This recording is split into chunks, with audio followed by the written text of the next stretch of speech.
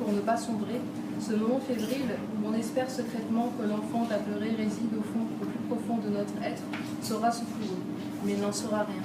L'humain endormi aux alentours ne percevra rien de cette détresse, seuls les anges attesteront de cet état de fait, ainsi que l'omniscient. Lorsqu'une nouvelle fois, l'être se retrouve au fond de l'abîme, là où l'âme destructrice vacille et s'abîme, tirant sans cesse sur le fil de la vie, véritable instigatrice du mal, elle pousse la souffrance de son hôte à son paroxysme, lorsqu'elle l'oblige à revivre inlassablement la même douleur, ne lui laissant entrevoir qu'une fin tragique, où des collines infranchissables, l'autre courageux s'extirpera de justesse, et le plus lâche mourra à petit feu, se résignant à lutter. Donc en fait, ce texte, c'était vraiment d'exutoire. C'est vraiment ça ma principale motivation au niveau de l'écriture. Juste le fait d'avoir écrit, est-ce que ça t'a aidé? Oui, ça m'a servi d'exutoire en fait. D'accord. Ça t'a apaisé? Oui, ça m'a apaisé.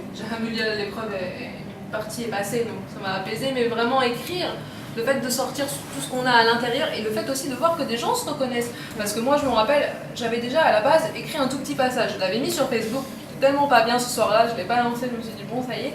Et j'ai vu après une personne qui est venue commenter, qui m'a dit Sarah, à peu près la même chose, je me retrouve dans ce que tu as dit. Et moi, dans ma tête, ça me paraissait tellement inconcevable parce que c'était le passage là, je ne voulais pas forcément lu, mais il y avait un passage qui était tellement sombre. Pour moi, je trouvais que ce soit hallucinant que cette personne ressente les mêmes choses que moi en fait.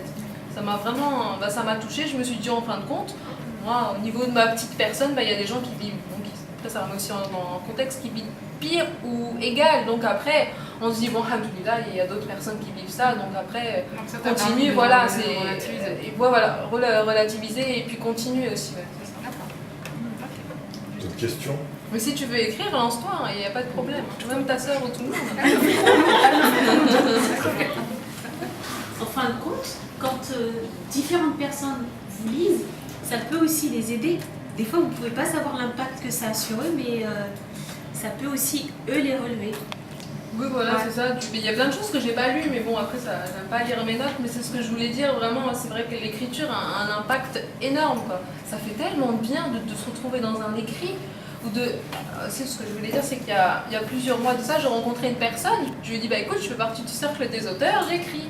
Et là, la personne me dit, moi j'écris aussi. Il m'envoie un de ses textes, j'ai été subjuguée, quoi. Je me suis dit, mais c'est incroyable, j'avais l'impression de voir vraiment un trésor. La personne n'avait pas conscience à quel point elle écrivait, mais d'une manière magnifique. Il n'avait montré ses écrits à personne. J'étais vraiment la première à voir ça. Je lui ai dit, mais je peux pas laisser passer ça, il faut que j'en parle à Khalid. Et du coup, je l'ai branché dans Vivre l'amour, quoi, pour absolument. Parce que ces textes étaient magnifiques, quoi. Donc à force de rencontres, mais c'est pour ça qu'il y a énormément de personnes qui aiment la littérature, qui aiment écrire, mais qui n'osent pas. Ils mettent ça sous cloche, parce qu'il y en a qui pensent que peut-être ça n'a aucune valeur, ou qu'il n'y a pas d'impact, ou ça va être trop compliqué. Et il y a des textes magnifiques qui dorment, quoi. Il y a beaucoup de potentiel, hein, plus qu'on ne le croit. D'autres questions? C'est si chose que c'est. J'ai vendu. C'est dur, c'est dur. C'est bon.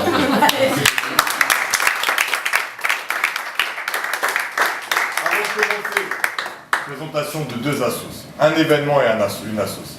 Issa Belleville-en-Bray. On prépare la 8e édition pour ce week-end et l'idée c'est un festival participatif donc, qui est construit pour et par les jeunes du quartier et c'est 3 jours de compétitions sportives multiples, il y a près de 500 jeunes qui participent aux différentes compétitions, de débats, d'expositions et de diverses animations et un gros temps festif final qui aura lieu dimanche 21 mai du côté du parc de Belleville. Donc vous êtes tous les bienvenus et voilà, si vous avez des questions n'hésitez pas à me les poser après. Donc c'est le week-end prochain et bienvenue à tous à Belleville. Voilà, je peux en dire plus. Merci. Il y a une page Facebook. Avec Hélène qui est derrière, on a une association qui s'appelle Little Jade. Donc on s'occupe de récupérer des kits de naissance pour les mamans qui sont en difficulté. Il y a les dons, il y a les réseaux sociaux aussi autour de nous. Donc on récupère des couches, du lait, des tétines, des biberons, du sérum physiologique, du coton, des lingettes. Et on les redistribue aux mamans qui sont aux amis sociales pour la plupart, ou victimes de violences conjugales. donc ils ont des hôtels, donc on nous contacte via Facebook ou via nos numéros de téléphone et on se déplace vers elles, on leur donne des kits de naissance. Donc hier, premier événement, premier concert caritatif qui s'est extrêmement bien passé. Dieu merci, on ne pouvait pas rêver mieux, on a eu tout le monde avec nous, bonne énergie, bonne vibe, des gens qui nous ont aidés, qui sont venus avec le cœur. Moi, j'ai même plus de mots, même merci, c'est trop petit pour remercier toutes ces personnes-là qui sont venues avec le cœur, l'envie d'aider. Moi, j'étais très émue, je suis rentrée, j'ai été submergée d'émotions parce qu'on a pu voir de l'humanité, des gens bons. Et dans ce monde qui est aujourd'hui très difficile, où tout le monde pense beaucoup à soi, où tout le monde est centré sur sa petite vie, là, des gens qui ont pris leur temps, leur énergie, qui sont venus pour aider. J'ai trop d'émotions, mais vraiment. Donc un grand merci à tout le monde, aussi, Touté, Nawel, Donia, tout le monde, mais tout le monde. Donc le concert s'est très bien passé avec des artistes hip-hop et R&B, avec une partie dansée, avec des bénévoles qui sont venus, qui ont aussi l'ambiance. On s'est éclaté et donc hier ça s'est très bien passé et Dieu merci. Donc comment on peut vous joindre, page Facebook, qu'est-ce qu'on a besoin? Alors Little Jade, la page Facebook, vous pouvez nous contacter en message privé et de là on récupère les kits, donc on vient à vous pour récupérer les kits et ensuite on les distribue. Et très prochainement on va faire une permanence au centre de loisirs. En fait hier on a fait la scène pour venir récupérer directement les kits et les déposer aussi à cet endroit-là. Le but aussi c'est de partager nos compétences, de partager nos idées, d'essayer de construire ensemble pour la suite, comme on a trouvé depuis des années, tous ensemble, chacun de nos côtés. On a aujourd'hui la chance d'avoir un réseau qui est plus que régional, même national. On va à Clermont-Ferrand, Montpellier, Marseille, à Montreuil, Porte de Montreuil, à Gennevilliers. On est comme chez nous, vous l'avez remarqué encore hier, Melun, 77. On a la chance d'avoir vraiment, entre nous, on est devenu vraiment une grande famille, même en dehors de l'associatif. Et franchement, moi je suis fier de la journée d'hier, parce que ça représentait vraiment ça. Et j'espère qu'on aura encore plein d'autres comme ça, donc, en espérant. Vous avez remarqué qu'il n'y a pas mon acolyte? Mon assos Cassos, elle n'est pas là. Je voudrais remercier dès matin déjà le Café Le Fouquet qui nous accueille. Alors ça ne s'appelle plus Le Fouquet, on n'a plus le droit d'utiliser. Il faut savoir qu'il y a Le Fouquet qui a ouvert à Anguin. On a reçu Bigothès, elle avait la chance d'avoir un bon buzz médiatique. Et le problème c'est que dès notre premier événement, le Fouquet a été mis au courant qu'il y avait un Fouquet à Sarcelles. L'article de Mourad Bachilali, il a fait beaucoup de buzz. Et en fait, il y avait le Fouquet, service comme ils ont été au courant, ils ont envoyé un huissier qui a pris des photos et qui nous a envoyé un dossier pour nous interdire le nom Fouquet. Donc ça a pris du temps, mais on a fini par accepter, parce qu'on est tout petit par rapport à eux. Et donc ça ne s'appellera plus le Fouquet. On ne sait pas encore ce qu'on va faire, peut-être un cas à la place du cul, on ne sait pas encore, on va voir. Mais on n'a pas le droit d'utiliser le nom, donc c'est pour ça qu'il y a des gens qui ont galéré pour trouver aujourd'hui. L'adresse, on ne savait pas quoi écrire en fait pour le nom du café. Ceux qui connaissent, c'était facile, pour les autres, c'est dur. Deuxième chose, aujourd'hui, ce café nous accueille depuis longtemps. Sans ce café-là, vous savez, vous connaissez les difficultés qu'on aurait eu à faire du Bigothès, au moins dans cette ville-là. Ailleurs, on est souvent bien accueillis, tout ça, mais c'est difficile pour nous, donc on préfère le faire de manière indépendante et rien de devoir à personne. Et ce café qui nous accueille aujourd'hui, c'est Café le Maria Turkane, et il y a 40 jours, il a perdu sa grand-mère. Et donc aujourd'hui, c'est le 40e jour. On n'avait pas très bien calculé, et par rapport à Bigothès, le café est ouvert aujourd'hui. Donc je voudrais le remercier infiniment. Et c'est pour ça que Turkane n'est pas là, parce qu'ils sont aujourd'hui à la messe, etc. Donc nous, elle va venir à la fin, espérons-le. Donc on le dédie aussi à Café et on lui souhaite bon courage pour cette épreuve. Voilà, je ne vais pas tarder plus longtemps. Je vous remercie vraiment tous d'être venus. C'est pas terrible ici, au moment où vous êtes bienvenus, vous êtes comme chez vous. C'est bien. Voilà. On a eu une infiltration encore de la bien.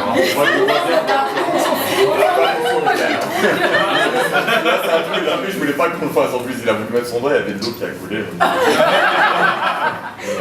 Ok, bon, on fait comme on peut. L'important c'est de pouvoir découvrir un auteur, de pouvoir témoigner, partager ensemble et se réunir aussi parce que voilà. Déjà, vous faites de l'ombre au Fouquet, je suis content. Ah, pour longtemps malheureusement. Il n'y a pas qu'au Fouquet qu'on fait de l'ombre grâce à la bibliothèque, donc c'est ça qui est cool. On impacte pour de vrai. Il faut savoir que, je le répète encore une fois, on n'a pas de librairie dans cette ville. Que la bibliothèque, je vous invite à y aller quand vous voulez, faire votre propre jugement pour pas qu'on me dise que je monte le cerveau des gens, et vous ferez votre propre jugement sur la difficulté de monter quelque chose, surtout quand on n'y croit pas dans la vie.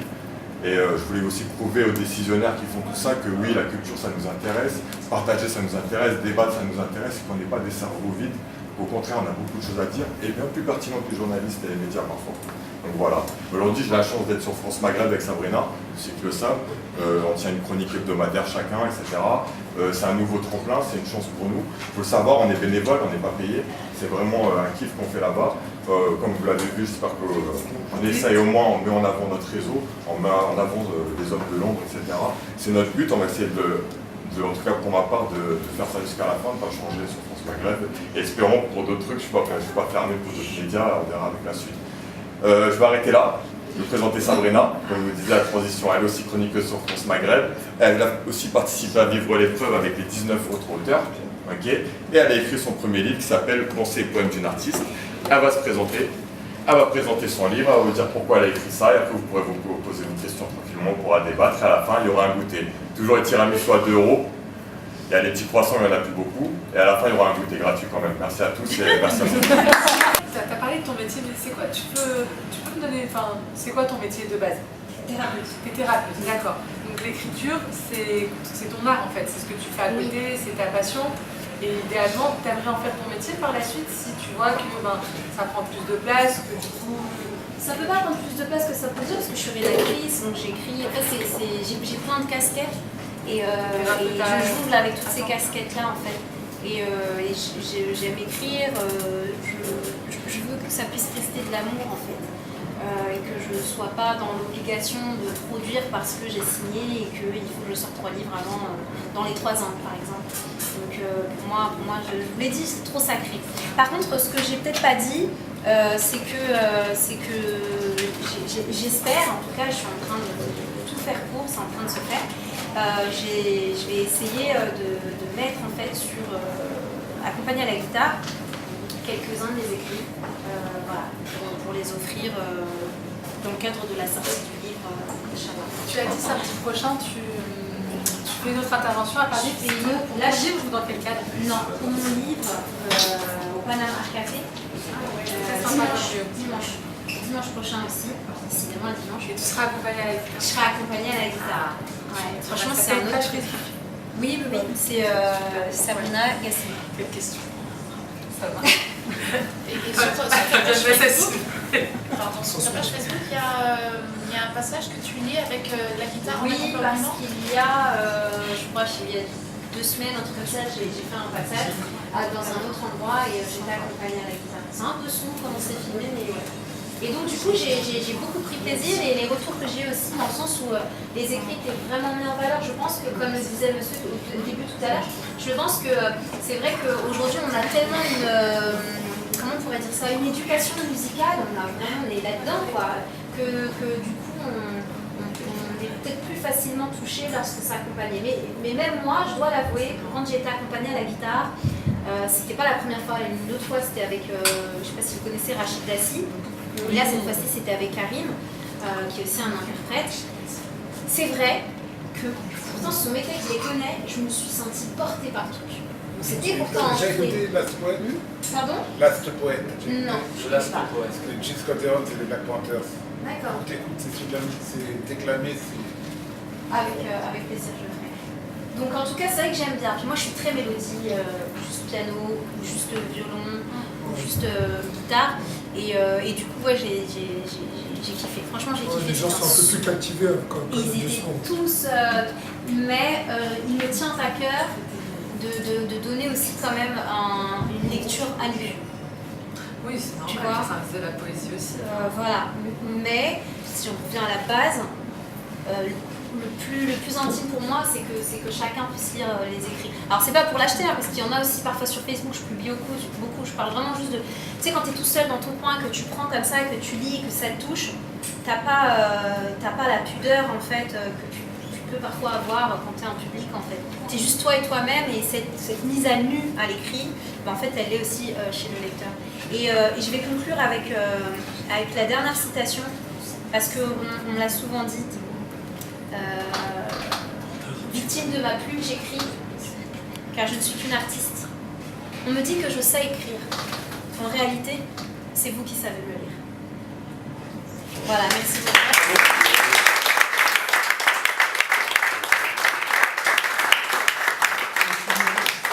Avant de vous laisser vous lever, en fait, je voulais vous faire quelques annonces. Déjà, à chaque fois j'oublie, je voudrais remercier les éditions. Déjà, merci beaucoup Sabrina. Merci. Un énorme merci, ça m'a beaucoup plu, c'est un bel événement. Malgré la difficulté, on est dimanche, bel après-midi, beaucoup de choses ont joué pour qu'il n'y ait pas beaucoup de monde. Mais malgré tout, vous êtes là et je vous en remercie beaucoup. Et franchement, c'était un très bon moment, j'ai beaucoup aimé. Deuxième chose, je voudrais remercier les éditions Sileps qu'on n'a pas fait depuis le début. En fait, ça fait 2 événements qui sont avec nous et qui nous envoient des livres à vendre et à diffuser parce qu'on n'a pas de librairie. Justement, ils ont vraiment profité, ils nous ont envoyé un colis. Dans ces livres, il y a beaucoup de livres qui sont faits pour financer notre association. Et le reste, ils ont fait des tarifs préférentiels pour qu'on finance notre association. Je tiens à les remercier beaucoup parce qu'on leur a rien demandé, c'est un geste de leur part. C'est vraiment des livres militants qui parlent beaucoup d'histoire afro-américaine, mais aussi de nos quartiers, dans les violences policières. Et ils sont en vente maintenant désormais à la bibliothèque ici. Pour ceux qui veulent consulter, il y a des livres sur Malcolm X, sur les violences policières et plein de choses. Et surtout, le livre de Sabrina qui est en vente aujourd'hui, qui est à seulement au prix de 10 €. Et vous pouvez profiter avec la promo. Et il y a plus de 100 pages, je vous l'ai dit tout à l'heure. Regarde, il y a quoi, il y a des petits poèmes sur la route. Je veux commencer les 3 par la promo, parce que ça c'est mon Non mais c'est marrant, il y a un jour quelqu'un qui me dit moi tu sais j'aime pas lire et tout, tu vois, après je lui ai offert, hein, c'était un ami, il me dit je n'aime pas trop lire et tout. Mais comme il est gratuit. Je dis non, je dis ma parole moi, tu vois. Après il fait comme ça, mais ça se lit quand on veut en fait, c'est des petits trucs, tu vois.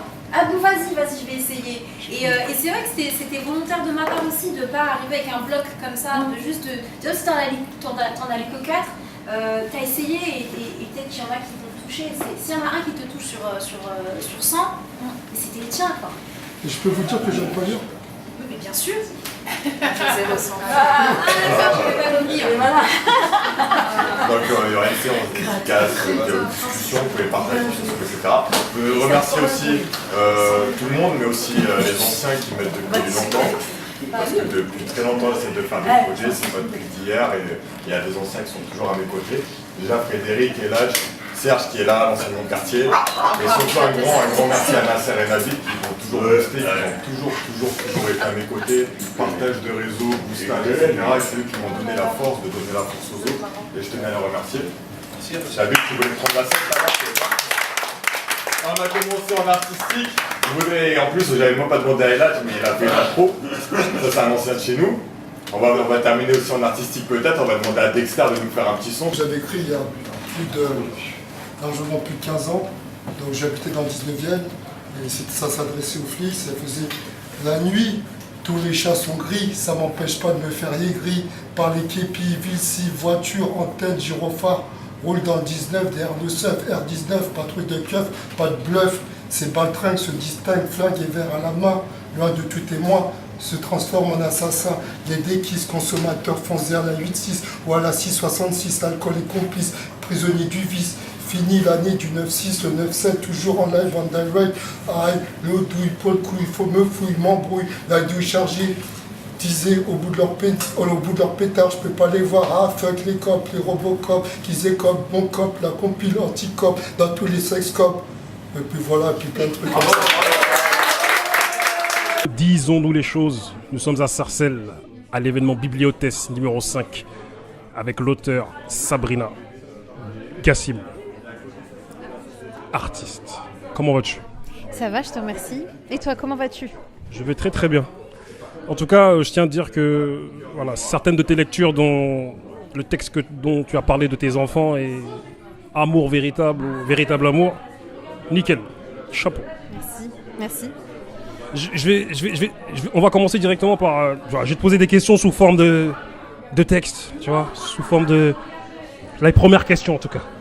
Et tu me répondras tranquillement, comme tu en as envie. Écrire pour exister, comme beaucoup aujourd'hui dans les réseaux sociaux. Qu'est-ce que ça t'évoque ? Ah, c'est subtil, hein ? C'est subtil. Deux choses. Ça m'évoque le fait que effectivement c'est une possibilité et un format hyper intéressant. J'en parlais tout à l'heure justement lors de cet événement où c'est un format hyper intéressant de pouvoir utiliser l'écriture pour pouvoir s'exprimer et donc forcément c'est une forme d'existence parce qu'on a une visibilité qu'on n'a pas forcément ailleurs. Après, le deuxième point, ce serait aussi de se dire que cette existence-là reste toujours acter en fait, tu sais, un peu comme l'encre dans les bateaux en fait, de l'humilité. Voilà, parce qu'on a tendance beaucoup à penser qu'une certaine forme de visibilité via les réseaux sociaux peut cette exposition en fait parfois peut réveiller une certaine forme d'orgueil et juste se rappeler que ça reste un partage et qu'on fait exister son partage et non pas sa personne. Ah, ça va être un petit peu plus long. Écrire, je te préviens.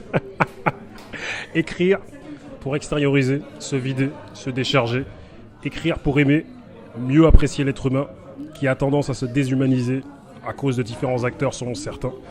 Écrire pour aider, car aider les autres, c'est s'aider soi-même, en vérité. Écrire, n'est-ce pas quelque part une espèce de forme d'égoïsme, quelque part? Parce que on écrit pour soi en premier lieu. Alors effectivement, c'est vrai que, tu sais, moi j'ai toujours dit que l'altruisme était la plus belle forme d'égoïsme qu'il existe. Et c'est important de le savoir et de l'assumer pleinement, de se dire que oui, penser aux autres, c'est penser à soi. Et c'est hyper important parce qu'en réalité, même quand tu penses à toi, tu penses aux autres. Donc en fait, si tu veux, c'est un cercle vertueux qui ne cesse jamais. Oui, quand tu écris, tu t'écris. Je ne peux pas le nier en fait. C'est vrai que quand tu écris, tu t'écris, mais tu t'écris sous le prisme en fait d'une inspiration que tu décides ou non de partager. Mais c'est souvent ça, tu sais. Moi, je dis souvent que l'écriture en fait, c'est le miroir de l'âme. Voilà. Donc tu te regardes physiquement dans un miroir et puis tu te regardes en fait, tu regardes ton âme, ton être à l'intérieur à travers tes écrits. Écrire pour ne pas sombrer. Je sais que tout à l'heure tu l'as exprimé et même un des auteurs qui est venu de... Comment s'appelle-t-elle déjà? De Normandie. Comment s'appelle-t-elle déjà? Sarah. Voilà, elle a parlé du fait d'écrire pour ne pas sombrer et bon, je rajouterais, voilà, je vais étayer un petit peu mon propos. Bah, les études le prouvent, hein, tu vois, que de ne pas trouver un moyen de décharger par le biais d'un moyen humain, parler avec quelqu'un ou autre, peut engendrer des maladies physiques, voire cardiovasculaires, AVC, ulcères, stress, ou même des maladies plus psychiques ou psychologiques, l'anxiété, la dépression. Et finalement, écrire, c'est vital, thérapeutique, pour ne pas sombrer, au pire se suicider ou s'enlever la vie, selon toi? Alors tu t'adresses à une thérapeute et à une art-thérapeute. Donc forcément, il y a une forme de thérapie quand on écrit. Que l'on écrive pour soi ou que l'on partage ses écrits, il y a une forme de thérapie. Il y a, tu vois, pour en revenir à ce qu'on disait dans le premier point, le fait de parler d'existence, c'est une façon de continuer à faire vivre quelque chose qui est en soi, ou la possibilité aussi de laisser mourir d'une manière saine une émotion qui est négative, parce qu'effectivement les études le montrent, oui, effectivement on a tendance à beaucoup somatiser. Tu sais, quand tu as quelque chose en toi et que tu le laisses parce que tu veux pas y prêter attention, parce que tu penses que ça va trop t'ébranler, et du coup tu laisses et dans le déni du truc. Il faut savoir que quoi qu'il arrive à un moment donné dans ta vie, ça va ressortir. Si ça ressort pas par une maladie, ça va ressortir par une dépression, ça va ressortir par du stress, par des tocs, peu importe, ça va ressortir. Donc autant en fait anticiper et faire en sorte que ça puisse sortir par une autre manière, dont l'écrit. Il n'y a pas que l'écrit, hein, mais dont l'écriture, effectivement. Oui. Je ne veux pas rentrer dans les clichés, mais c'est vrai que tu as différentes casquettes. Oui. Tu es thérapeute, c'est ça? Oui. Tu es aussi à Radio France Maghreb 2 en tant que chroniqueuse. Et c'est vrai que pour en revenir sur l'une de tes casquettes, c'est que tu es thérapeute, c'est atypique dans les quartiers. Comment t'en es venu à être thérapeute? Je te dirais plutôt que c'est venu à moi. Et moi, je suis une personne très... je vais là où Dieu me mène, en fait. Et donc, quand tu regardes un peu tout le schéma de ma vie, tu comprends que je ne pouvais pas être autre chose. Voilà, tout autant que l'écriture, c'est ça qui est marrant. Donc en fait, si tu veux, c'est avec cette balance-là, c'est vraiment venu à moi. J'ai commencé, j'étais maquilleuse professionnelle. Donc, et je le vivais de manière totalement artistique.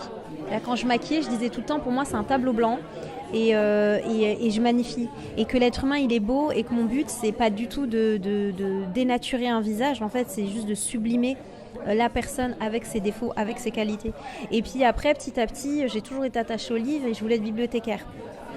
Et puis ensuite, dans mon schéma de vie, j'ai commencé à m'intéresser un peu à tout ce qui était éducation, puisqu'en parallèle, j'ai eu mon premier enfant. Et là, je me suis intéressée à la psychologie enfantine. Et puis ensuite, j'ai créé une association. Et cette association a généré qu'on prenait en charge beaucoup d'enfants. Et puis ensuite, on était en rapport direct avec les mamans. Ce qui a fait qu'après, on était confrontés aux problématiques de mamans, ensuite de femmes. Donc après ça, en fait, c'est ce qui a permis de se former. Parce qu'en fait, on accompagnait, sans forcément avoir les outils, à notre échelle. Et donc à côté, je dis on parce qu'on était 3 là-dedans. Et voilà, et en fait c'est vraiment venu à moi, tu vois, chaque fois c'était comme une évidence et les choses se facilitaient pour moi et voilà, et aujourd'hui je suis là où je suis et je suis très très très ok avec ça et même l'idée de me dire que demain je peux être ailleurs, ça me va aussi. Voilà.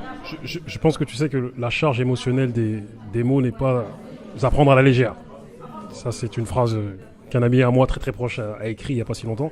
D'ailleurs tout à l'heure quelqu'un même dans l'assistance a pleuré même. Oui. Parce que je pense que tu as conscience que les mots de ceux qui écrivent, et je me réfère aussi à un de tes statuts Facebook que tu as diffusé il n'y a pas longtemps, qui disait comme quoi voilà, y a quelqu'un qui se sent très très soutenu par tes écrits et que ça la soutient dans sa vie. Voilà. Et voilà, les mots peuvent faire un bien immense comme contribuer au bien-être ou utilisé à des fins obscures, très très très destructeur. Ma question est la suivante. Voilà, je pense que tu as conscience de la charge des mots et de l'importance des mots. Qu'est-ce que ça évoque pour toi, le fait de... les mots, voilà, la charge émotionnelle des mots? J'en ai conscience depuis toute petite. J'en ai conscience depuis toute petite parce que je sais que les mots peuvent détruire. Je sais qu'un mot peut faire beaucoup plus mal qu'un coup. Je sais qu'un mot peut tuer, tout simplement. Je sais que les mots peuvent fédérer des populations et les emmener à faire les pires choses. Et je sais qu'un mot peut faire le contraire aussi. Et j'ai décidé de prôner le fait qu'un mot... tu sais... Tu connais sûrement l'histoire du fameux couteau. Voilà, d'accord. Avec un couteau, on peut tuer et puis on peut aussi couper du pain et voilà. Et on peut faire plein de choses en fait. Finalement, c'est pas ce qu'on a dans la main, c'est ce qu'on décide d'en faire. Donc j'ai complètement conscience, pour répondre à ta question, de la surcharge émotionnelle et la surcharge et le poids en fait qu'un mot peut apporter.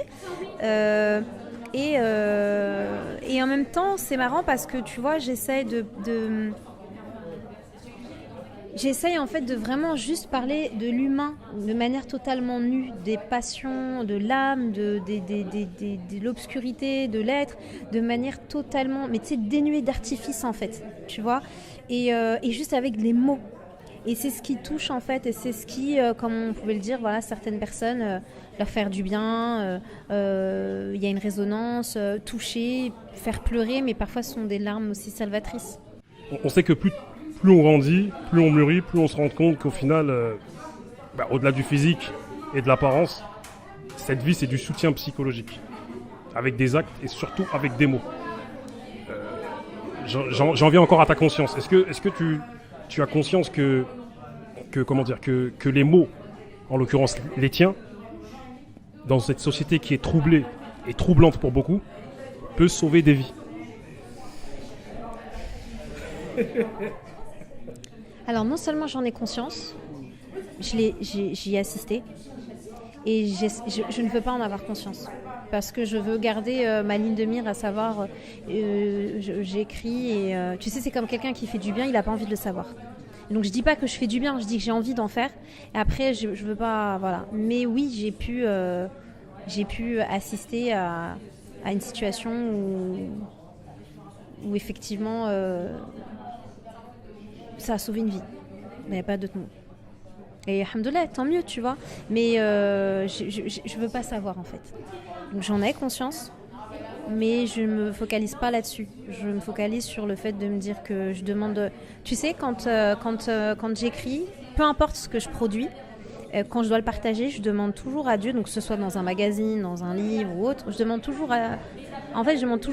de faire en sorte que mon seul but, c'est de satisfaire Dieu et de ne jamais m'éloigner de ça. tu vois, que mon but premier, c'est de satisfaire mon Seigneur. Pour moi, ça, c'est ma ligne de mire et c'est important j'essaie toujours de renouveler mon intention. Mon intention est de pas me dire que ouais, peut-être que je vais faire un buzz avec ça ou peut-être que ça va changer la vie de quelqu'un. Non, limite, j'ai pas envie de le savoir. Tu vois, comme ça, je reste à ma place. Parce qu'aujourd'hui, je suis là. Dans 50 ans, je suis plus là. Tu vois, ces écrits, oui, ils resteront. Et en fait, je m'en fiche qu'on se rappelle pas de moi, si on se rappelle de ce que ça a pu apporter. Parce qu'en vérité, tout ce que moi j'apporte, ça existait déjà. C'est juste une transmission en fait de valeurs qui, pour moi, j'estime, pour ce que tu disais, par rapport à cette société dans laquelle on en a besoin. Et voilà. C'est important ce que Dieu a dans ta vie et dans tes écrits. Tu n'as pas rencontré des obstacles, tu sais, par rapport à ta maison d'édition, ou par rapport à certaines personnes, parce qu'on sait que aujourd'hui, il y en a beaucoup qui sont réticents à la religion due à la laïcité qui selon moi, est très très mal interprétée, très très mal comprise et à des fins que nous connaissons. T'as pas rencontré des obstacles, des difficultés avec ta maison d'édition, avec des tierces personnes? Non, jamais. J'invite les gens à découvrir mes écrits. Je ne suis pas en train d'inviter les gens à acheter le livre parce qu'il suffit de les suivre sur les réseaux sociaux, c'est gratuit. J'ai un rapport à Dieu très présent, mais en même temps, cette universalité divine qui est palpable dans mon écriture ou dans mon attitude, elle est justement universelle, elle est plurielle, elle s'adresse autant à celui qui ne croit pas. Moi j'ai des gens, ils sont totalement athées, ils me suivent et ils sont touchés et pourtant, comme on peut le voir, je le dis et je l'écris de manière complètement décomplexée en fait, mon rapport à Dieu. Et non, j'ai jamais été confrontée à ça. Après je t'avoue aussi que j'ai jamais... moi je suis... Comme je t'ai dit, je vais là où Dieu me mène, donc je cherche pas à... Ça me dérange pas d'aller hors des sentiers battus, mais si c'est pas là où je suis censée aller, j'y vais pas. Et puis si parfois je vais là, puis c'est pas là où je devais aller, j'irai ailleurs, tu vois. Donc je prends les choses avec beaucoup de sagesse, beaucoup de philosophie, tu vois. Donc non, franchement, ça, j'ai jamais rencontré de difficultés. Parfois, peut-être aussi au sein de ma communauté, comme je dis, je vis de manière totalement décomplexée ma spiritualité. On m'a donné une illégitimité, tu vois, de parler de religion et de Dieu, alors que parce que j'ai pas la sécurité visuelle légitime, tu vois. C'est pas grave. Parce que moi, mon but, en fait, c'est pas de faire la khotba du vendredi à la mosquée. Moi, mon but, c'est je suis un être humain comme toi, et puis je suis en train de partager quelque chose. Et ça tombe bien parce qu'il y a des gens chez qui ça fait écho. Et puis sans le vouloir, je me suis retrouvée, parce que c'était même pas mon ambition, je me suis retrouvée à être le pont entre des gens très très très très pratiquants et des gens qui pratiquent mais pas trop, et d'autres qui pratiquent pas du tout. Et en fait se dire, mais en fait on peut juste aimer Dieu et pas forcément pratiquer, et puis ça c'est entre moi et moi, tu vois, et décomplexer le fait de dire j'ai le droit d'aimer Dieu même si finalement je fais pas mes prières 5 fois par jour pour les musulmans. J'ai le droit quand même de dire que j'aime Dieu malgré tout, tu vois, parce que du coup c'est comme s'il y avait une honte presque en fait de dire si je fais pas les choses correctement, alors j'ai pas la légitimité de pouvoir parler de ça, voilà. Tout à l'heure tu as lu un de tes textes que j'ai trouvé très beau, qui parlait d'amour véritable. Et ça m'a fortement interpellé, tu vois, parce qu'on sait qu'aujourd'hui un mariage sur deux finit par un divorce. Souvent on fait la comparaison entre les anciens couples et les nouveaux couples. On se rend compte que d'après le constat de beaucoup, les anciens couples avaient des bases un petit peu plus solides que les nouveaux couples. En fait, d'après certains, certains parlent même d'amour plus passionnel aujourd'hui entre les nouveaux couples et d'amour un petit peu plus rationnel avec des zestes de passion avec les anciens couples. Qu'est-ce que tu en penses de tout ça, toi ? Faut savoir que je reçois beaucoup de couples qui sont au bord de la séparation. Je reçois aussi beaucoup de personnes qui se sont déjà séparées pour être accompagnées un peu lors de leur séparation. Et le constat que je fais depuis plus de 2 ans, parce que statistiquement, vraiment, j'en reçois énormément sur ce thème-là, c'est que on se sépare parce que l'on s'est unis pour les mauvaises raisons. Voilà. Ensuite, il y a quelque chose d'important, c'est que moi, je fais pas partie des partisans qui disent que ouais, mais à l'époque de mes parents c'était mieux, etc. Non, en fait, nos parents ils avaient des failles aussi. Les papas ils trompaient, les mamans elles faisaient des trucs de fou avec leurs copines. Il y avait aussi des coulisses qui étaient sombres que nous en tant qu'enfants on ne voyait pas, parce que les parents avaient une pudeur dans la gestion de leur couple qui n'a rien à voir avec aujourd'hui.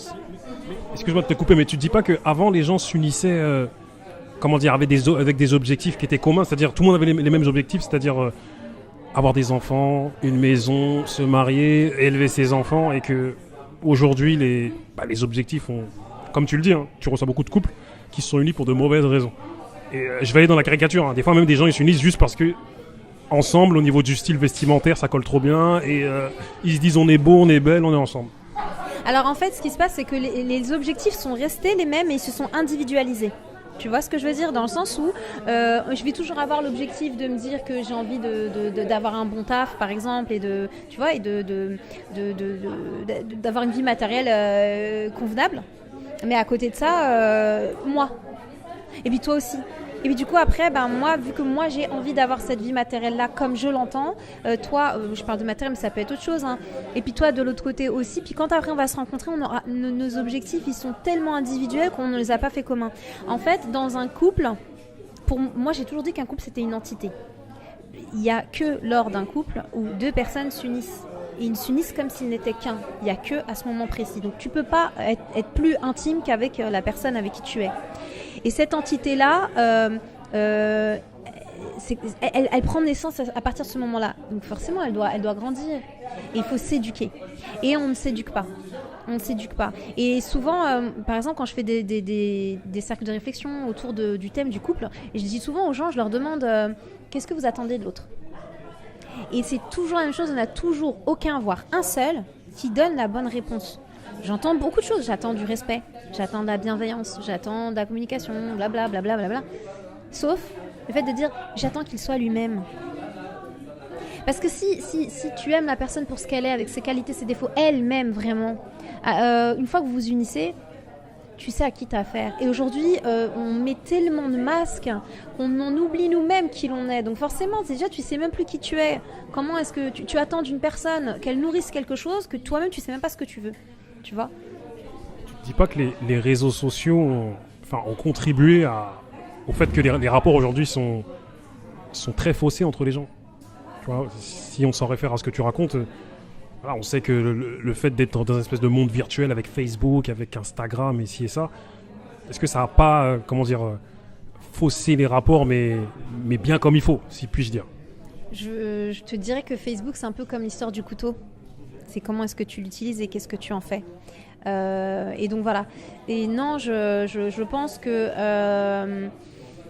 Quand tu vas dans un endroit, en oubliant les réseaux sociaux, quand tu vas dans certains endroits avec la vie sociale que tu as, tu ne montres pas totalement tout ce que tu es, tu vois. Donc Facebook, tu peux pas te montrer entièrement et tu décides de ne montrer que les bons côtés ou alors pour d'autres voir que les mauvais. Mais aujourd'hui, Facebook, les réseaux sociaux sont un univers qui est quand même très particulier, où il y a beaucoup de dangers. Mais pour moi, je vois pas la différence avec la vie, en fait. La vie quotidienne aussi, elle est empreinte de dangers. C'est juste qu'est-ce que je décide de voir, qu'est-ce que je décide d'en faire, et auprès de qui je décide de m'entourer.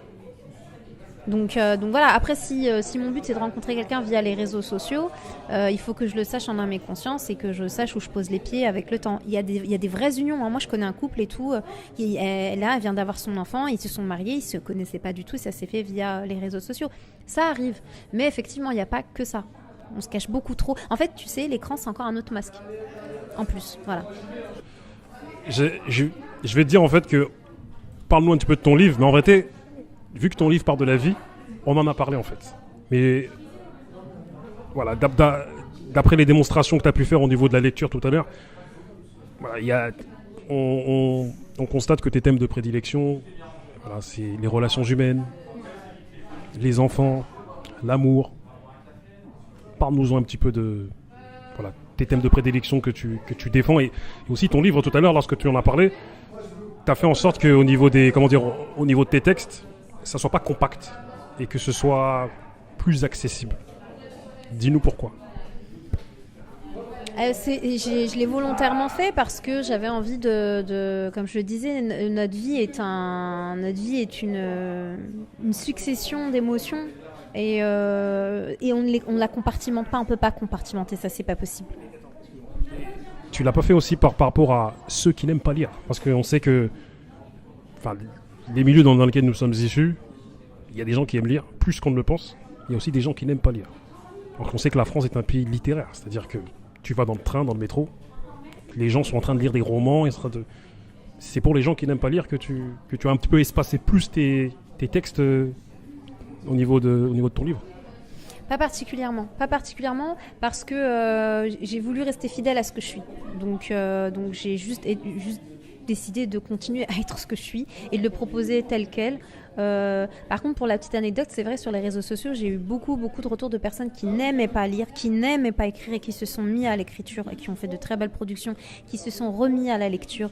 Et ça, pour moi, c'est un salaire qui est juste incommensurable quand tu sais la puissance qu'on peut retrouver dans les livres. Après, pour la manière dont j'ai présenté ça, je l'ai pas fait de manière réfléchie. Juste, j'ai pris mes textes. Le seul texte que j'ai voulu mettre à un endroit précis, c'était le premier, que je voulais absolument dédier à mes enfants, ni plus ni moins. Après, le reste, c'est pour moi, comme je te disais, la vie, c'est une ribambelle d'émotions. Donc, des fois, on est bien, des fois, on n'est pas bien, des fois, on est triste, des fois, on a de la peine, des fois, on a été trahi. Donc, j'avais envie que ça se lise comme ça. J'avais envie, comme je le disais, que ça se lise tranquillement. J'ai pas envie que ça se dévore, en fait. J'ai envie que ça se savoure. J'ai envie qu'on reste sur un texte plusieurs fois. J'ai envie qu'on le pose, qu'on revienne un mois plus tard dessus. La vie, en fait, tout simplement. Donc, ça parle de tout. Ça parle de ce que tu vas voir quand tu vas ouvrir ta fenêtre et parce que tu regardes un arbre, la mer, les angoisses. Ça parle de ce que l'on peut ressentir comme différentes émotions et effectivement les relations humaines. Récemment, pour finir, ça va être ma dernière question, parce qu'il faut que tu partes, car il faut que tu t'occupes de tes enfants. Moi-même, il faut que je m'occupe de mes enfants. Récemment, tu as balancé sur les réseaux sociaux une anecdote par rapport aux élections, où il me semble bien, lorsque tu étais parti voter, voilà, il y avait une maman qui était avec sa fille et qui carrément l'incitait, avec son fils, voilà, qui l'incitait à voter le FN, ci et ça. Et toi, en tant qu'artiste qui absorbe et génère de l'émotion, comment tu as vécu toute cette campagne?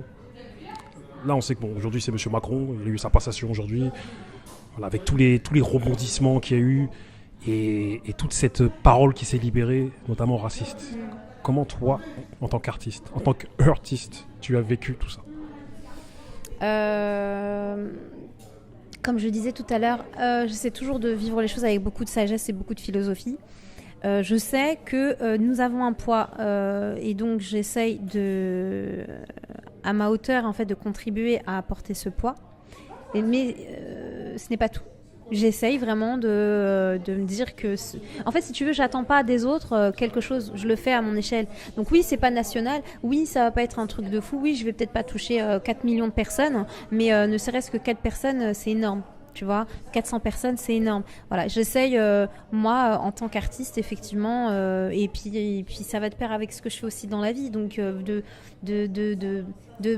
de fédérer, de transmettre la paix, transmettre des valeurs, comme je disais, transmettre des valeurs. Tu sais, quand je dis transmettre la paix, ça fait très bisounours ou Mandela ou compagnie, mais en fait, c'est juste un truc qui est inné, c'est en nous et on l'a un peu oublié. On l'a un peu oublié parce qu'on est spammé par tout ce qui nous entoure, notamment là, pour revenir dans le contexte à ce qui se passe un peu dans le climat politique français. Et je me dis, ok, je suis d'accord, vas-y, effectivement, c'est pas facile. Effectivement, le FN s'est retrouvé quand même à 2 doigts d'être à la présidence. Mais c'est pas ça qui doit nous empêcher de se rappeler en fait qui l'on est et de continuer à prôner et faire le bien autour de nous. Parce que pour moi, ça c'est beaucoup plus puissant en fait qu'une présidence. On a un poids incroyable et on s'en rend pas compte et donc j'essaye de ma manière de faire du bien, de fédérer, pas de faire rêver, hein, vraiment de fédérer, de rappeler aux gens qu'on a des capacités et que ces capacités en plus elles sont fluides, elles sont faciles et accessibles. Voilà. Tu parles comme une justicière. On a l'impression que tu fais partie d'une ligue. Une ligue des justicières et je te dis ça mais en vérité tu vois certains d'entre nous, moi des fois dans mes statuts je dis que quoi je suis justicier, tu vois, et avec d'autres gars à moi on se dit on est en mission. Est-ce que tu estimes être en mission quelque part sur Terre? Alors attends, j'essaye parce que bon allez, j'avais une vingtaine d'années et j'ai parlé à Dieu. Je priais pas à l'époque et j'ai parlé à Dieu Et je lui ai parlé pendant plus de 7 mois. Tous les soirs, je pleurais et je lui disais, si je suis là, dans cet univers, dans cette famille, dans ce pays, à cet endroit précis, c'est que je suis pas là par hasard. Je te demande juste de me dire pourquoi je suis là, montre-le-moi.